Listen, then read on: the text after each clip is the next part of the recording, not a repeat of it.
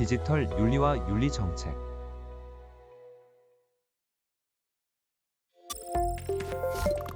(1차) 시 인공지능 윤리.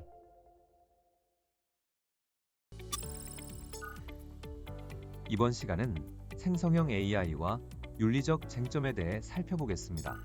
학습 목표를 숙지하고 학습을 시작해보세요.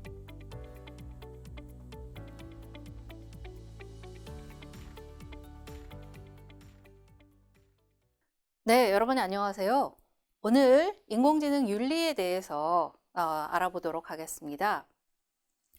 인공지능 윤리는 여러 가지로 지금 생성형 AI로 인해서 여러 가지 사회적 쟁점이 일어나고 있어서 우리가 생성형 AI와 관련해서 사회적으로 어떤 그 윤리적인 태도가 중요한지, 또 윤리 정책이라고 한다면 어떤 것들이 있어야 되는지를 알려주고 있는 것 같습니다. 그래서 먼저 오늘 이번 시간에는 생성형 AI가 던지는 윤리 사회적인 쟁점에 대해서 먼저 알아보도록 하겠습니다.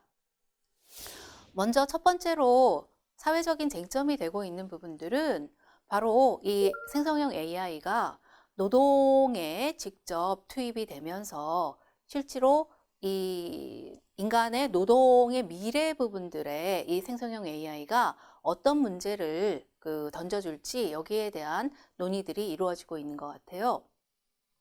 최근의 변화들을 보게 되면 IBM에서는 인공지능으로 대체할 수 있는 업무에 사람을 뽑지 않겠다고 선언을 했고요. 인력 개발 및 평가, 보상 등 안전자원 관리 유사 업무나 이런 부분들에 대해서는 더 이상 사람을 뽑지 않겠다. 그래서 5년간 25,000명 중에서 한 30%인 7,800명의 일자리가 소멸될 것으로 예상을 하고 있습니다.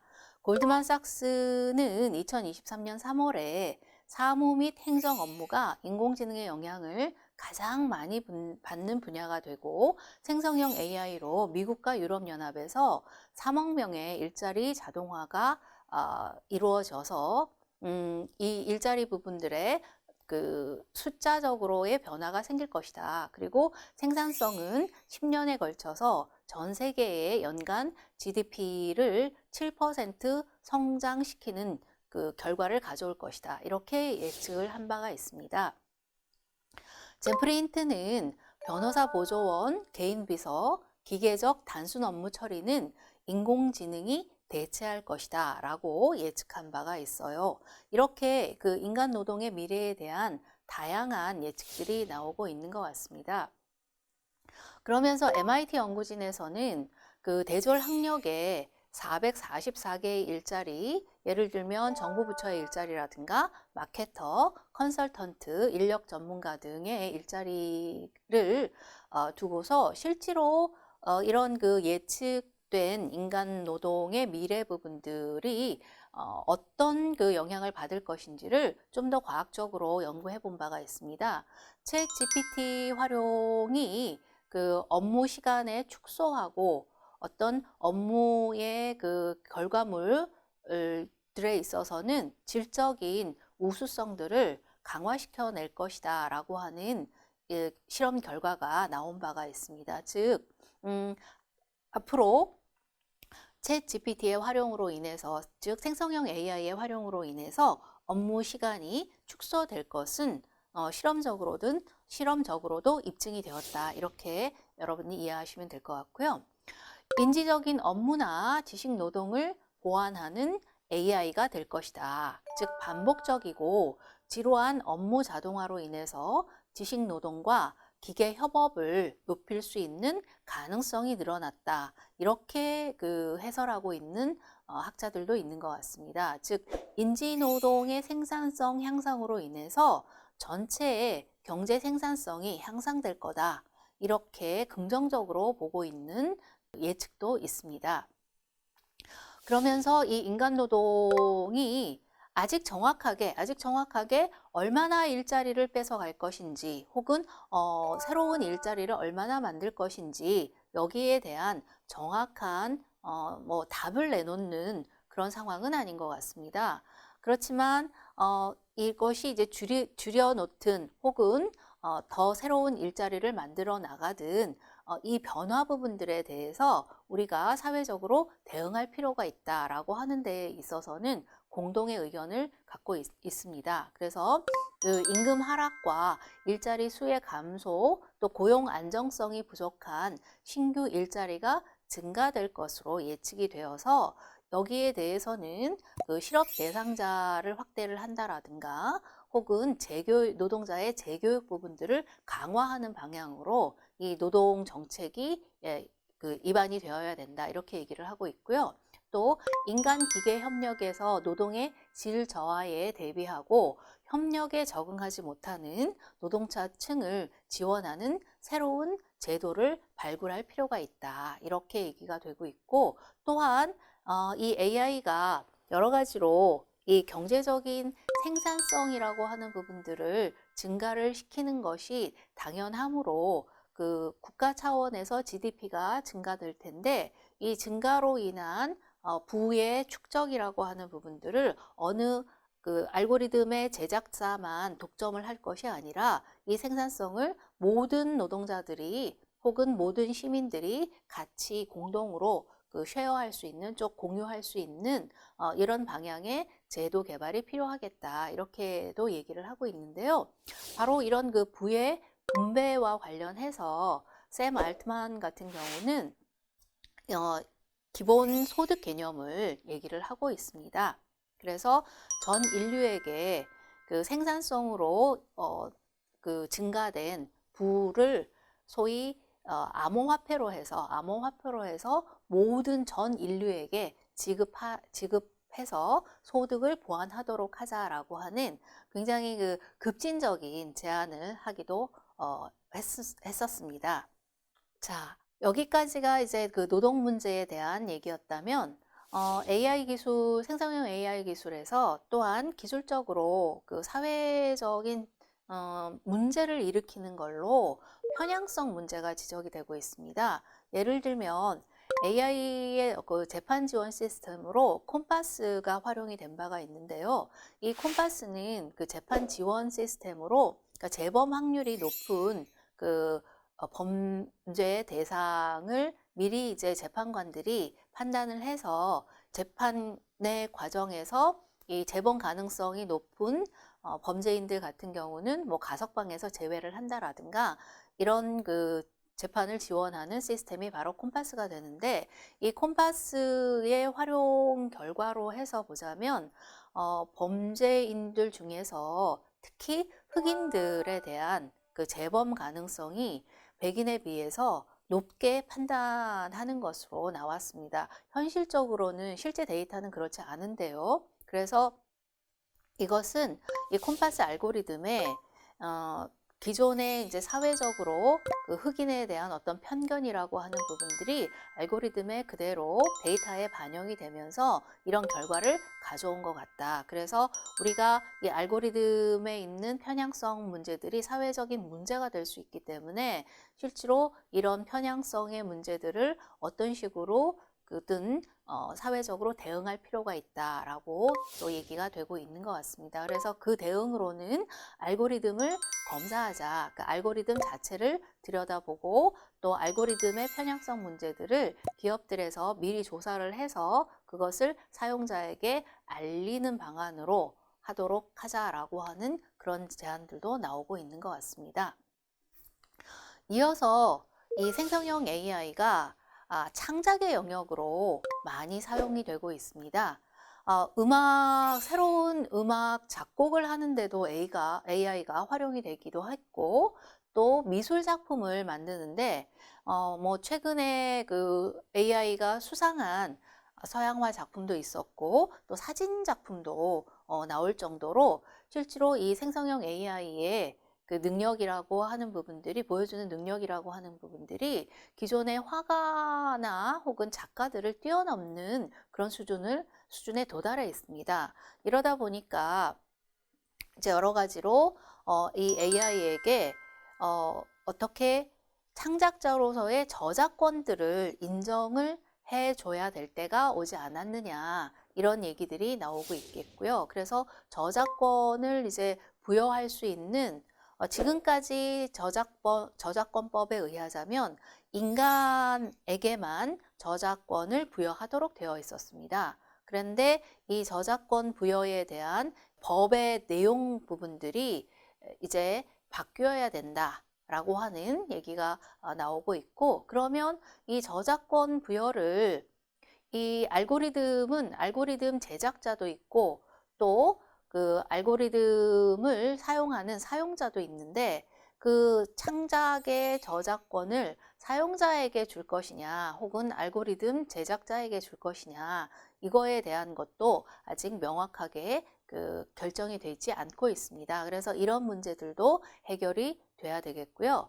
또 하나는 이 생성형 AI가 이렇게 인간의 능력들을 갖기 위해서는 사실 인간이 만들어 놓은 여러 가지 이미 기존에 만들어 놓은 모델들 혹은 저작들을 학습해야 될 필요성이 있는데, 이 학습 과정에서 이 저작권 이미 만들어진 사진이라든가 혹은 그림이라든가 여기에 대해서 이 저작권을 충분히 보호하지 않는 채로 이 학습 데이터를 활용하는 경우들이 종종 나타나게 됩니다. 그래서 이런 저작권 보호의 문제가 또한 사회적 쟁점으로 떠오르고 있고, 이 저작권을 보호를 하기 위해서 실제로 이제 저작권에 대해서 화이트 마크라든가 이런 특별하게 이 저작권이 있는 학습 데이터다라고 하는 것들을 드러내 명시를 해주는 것이 필요하다라고 하는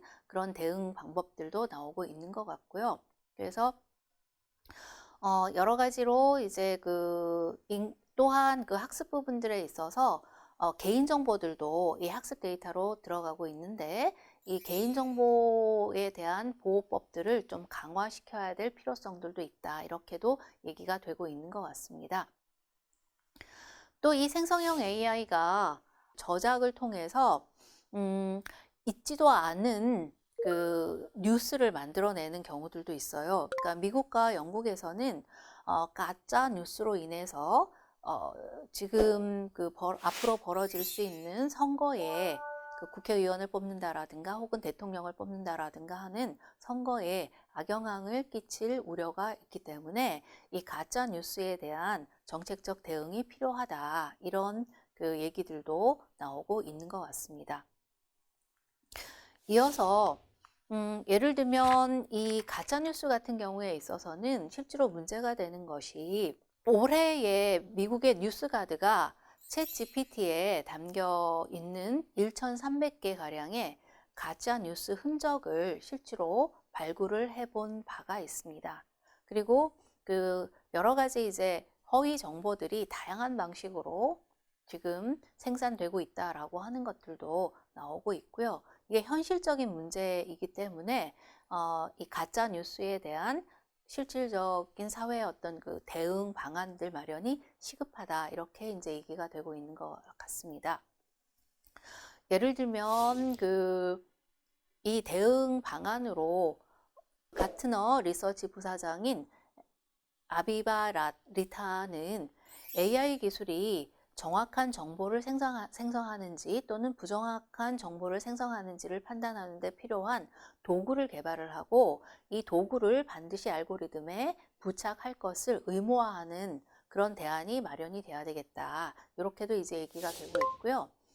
마이크로소프트 같은 경우는 이제 코파일럿을 대중화하기로 했는데, 이제 라타는 문제는 사용자가 직접 챗봇의 실수를 식별할 수 있도록 해야 된다. 그리고 이런 신뢰할 수 있는 성능인지 아닌지 알 수 있는 인사이트를 제공할 수 있는 이런 대응 방안들이 마련이 돼야 된다라고 또한 덧붙이고 있는 것 같습니다. 자, 이어서 또 생성형 AI와 AI가 부딪히고 있는 윤리적 쟁점의 하나로는 AI의 범용 지능 가능성에 대한 것입니다. 즉, 지금까지는 Artificial Intelligence라고 하는 인공지능이라고만 불려왔었는데, 이 인공지능은 현재까지는 주어진 특별한 문제에 대한 해결을 찾는 그런 능력을 보여주는 것이 현재 생성형 AI도 그렇고 지금까지 개발된 AI의 능력 정도였습니다. 그런데 이 최근에 LLM 모델이라든가 거대 언어 모델 기반의 AI 기술 개발이 아주 급속하게 이루어지면서 이제는 특정 문제만이 아니라 어쩌면 인간이 문제를 개발하듯이 거대 모델 기반의 AI가 언젠가는 인간의 동등한 범용의 인공의 일반 지능, 범용 인공지능의 수준까지 도달할 수 있을 것 같다. 그러면 이 범용 인공지능이 활용되는 그 사회에서 이 범용 인공지능에 대한 어떤 규제라든가 이런 부분들에 대한 대응 방안들이 필요하다. 이렇게 이제 얘기를 하고 있는 학자들도 나오기 시작을 했어요. 근데 이 범용 인공지능의 문제 제기는 어디에서 출발이 되고 있었냐면 마이크로소프트의 엔지니어들이 그 소위 Sparks of Artificial General Intelligence라고 하는 논문을 발표를 했습니다. 2023년도 4월에. 그래서 요때에 그러니까 소위 이 논문은 GPT-4가 이전의 AI 모델보다 일반적인 인공지능에 가까워졌다. 이렇게 그 AI의 그 기능을 스스로 그 AI 기능의 수준들을 이렇게 이제 그 발표를 했던 것이죠. 그래서 어려운 과제를 특별한 지시 없이도 해결할 수 있음을 입증하고 있고, 그래서 이미 우리는 AGI 시대에 도달했다. 이렇게 이제 그 발표를 한 겁니다. 물론 이제 그 오픈 AI에서 마이크로소프트 엔지니어들은 AGI 시대에 도달했다라고 얘기를 하고 있지만 이 범용 인공지능의 시대에는 아직은 도달하지 않았다라고 보는 학자들도 있습니다. 그래서 논쟁이 현재 벌어지고 있는 거죠. 게리 마르크스 같은 경우는 GPT-4가 GPT-3나 3.5보다 확실히 낫기는 하지만 질적으로 더 나은 것은 아니고 양적으로만 더 낫다.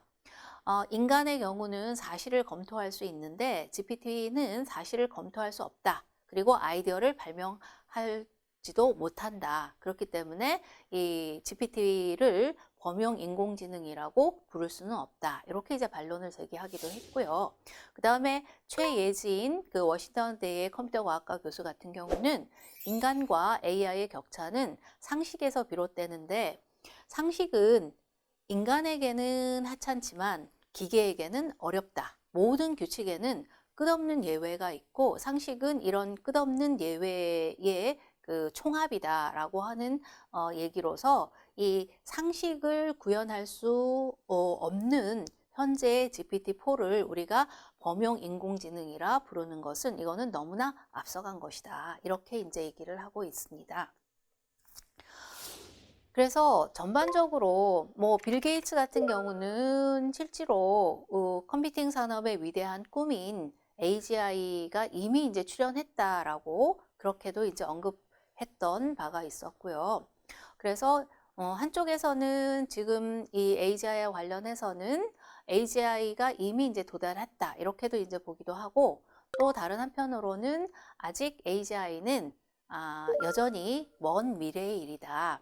이 논쟁과 더불어서 또 한편으로 이어지고 있는 이 AGI와 관련된 논쟁은 가능성이 빨라졌건 혹은 아직 미래의 일이라고 하건 AGI가 시기는 언제일지 모르지만 이것이 등장하는 것만은 부인할 수는 없는 것 같고 그러면 인간과 동등 혹은 인간을 더 넘어서는 그 인공지능에 대해서 우리가 사회적으로 이것을 용인할 것이냐 또 AGI가 인간의 의지를 넘어서서 스스로 인간을 파괴하는 그런 상황을 할 수도 있을 텐데 그런 인간 절멸의 상황이라는 것을 도달할 수 있는 이런 AGI를 그대로 우리가 컨트롤하지 않고 그대로 둘 것이냐 그래서 이것을 어떻게 규제할 것인가라고 하는 그런 대안에 대한 논의들을 시작을 해야 된다.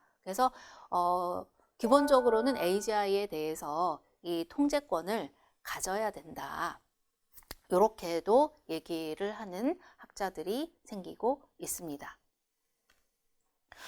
넘어서서 이제 범용 인공지능의 수준에 도달을 했다라고 한다면 바로 이제 초지능으로 넘어갈 수 있는 가능성이 있습니다. 지금 초지능이라고 하는 것은 인간 수준 인공지능 혹은 범용 인공지능과 다르지만 AGI가 초지능의 가장 근접한 단계를 초지능이라고 얘기를 하고 있습니다. 그래서 AGI는 코드를 짜고 개량할 능력이 있는 것으로 전제되며 연산 능력과 협업 역량도 탁월해서 인간을 능가하는 솜씨를 갖게 되고 또 자신을 업그레이드 할 수 있습니다. 그래서 그 AGI는 순식간에 인간 지능을 훨씬 뛰어넘는 초지능으로, 즉 AGI가 도달했다라고 한다면 바로 이제 ASI로 넘어가는 것은 굉장히 빠르게 진행될 것이다. 이렇게 이제 예측을 하면서 이 초지능에 어떻게 우리가 대응할 것이냐, 여기에 대한 논의와 대비책을 지금부터 준비해야 된다. 즉 초지능 이벤트라고 하는 것은 일단 발생하고 나면 인류의 붕괴를 불러올 수 있고 일반적인 흡수나 회복이나 그 진화의 단계를 따르지 않기 때문에 굉장히 위험하다. 그리고 초지능은 불시에 수동적으로 발생하는 것이 아니라 인간의 능동적인 관여와 개발이 있어야만 발생할 수 있기 때문에 예방 차원의 모니터링이 가능하고 또한 사전 예방도 필요하다. 즉, 한편에서는 초지능은 우리가 위험을 통제할 수 없다라고 보는 측도 있고요. 한쪽에서는 이게 단계를 따르고 있기 때문에 AGI 수준에서 미리 개입을 해서 이 위험을 사전에 예방할 수 있다. 이렇게도 보는 그 논쟁들이 지금 대립하고 있는 것 같습니다. 그리고 이제 이 생성형 AI와 관련된 또 다른 윤리적 쟁점으로 제안하는 것 중에 하나가 빅테크의 권력이 집중되는 문제입니다.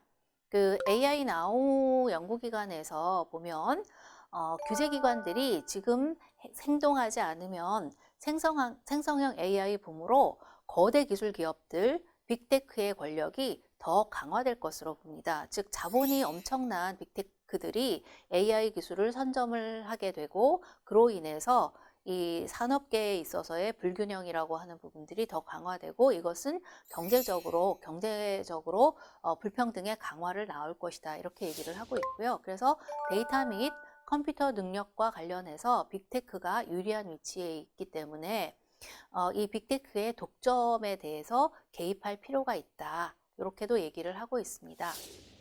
그러면서 대중과 규제기관의 그 책임을 전가하는 것이 아니라 제품이 출시하기 전에 기업들에서 충분히 위험성에 대해서 사전적으로 이 독점 기업들이 미리 충분하게 조치들을 취하도록 해서 이 독점으로 인한 AI의 어떤 위험성들이 증가하는 것들을 사전에 막아야 된다. 이렇게도 얘기를 하고 있고요. 기타 또 이 사회적 쟁점으로 나오고 있는 것이 이 AI는 엄청난 양의 학습들을 해야 되고 데이터를 처리를 해야 되기 때문에 현재의 생성형 AI 기술은 엄청난 전력을 소모하고 있습니다. 소비하고 있습니다. 전력을 소비하고 있다라고 하는 것은 기후위기에 대응해서 탄소 배출을 더 증가하고 있는 것을 얘기를 하고 있는 부분들이고요. 그래서 이 AI의 활용과 기후위기의 심화라고 하는 이 문제에 대한 대응도 현재 AI 기술 개발자들이 좀 더 심사숙고해야 될 그런 문제이다 라고도 제기가 되고 있는 것 같습니다. 그래서 여기서 보시면 얼마나 학습을 하는 데에 전력이 소모되는지라고 하는 것들은 여러 가지 데이터들이 좀 보여주고 있는 것 같고요.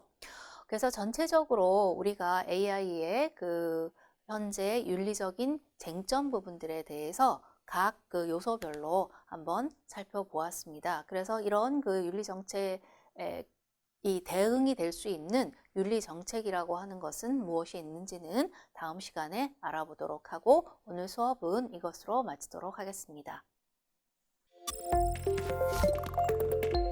간단한 퀴즈를 통해 이번 시간에 학습한 내용을 확인해 보겠습니다.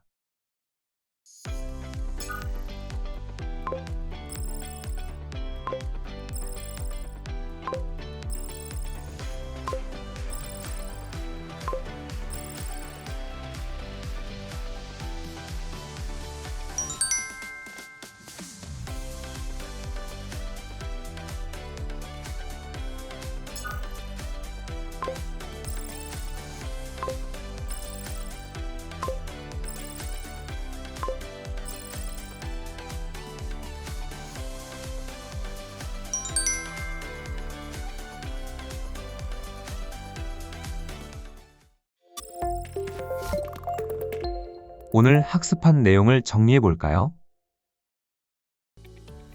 우리 사회는 인공지능 기술 발전과 함께 생성형 AI의 출현으로 인한 다양한 윤리적 쟁점이 일어나고 있습니다.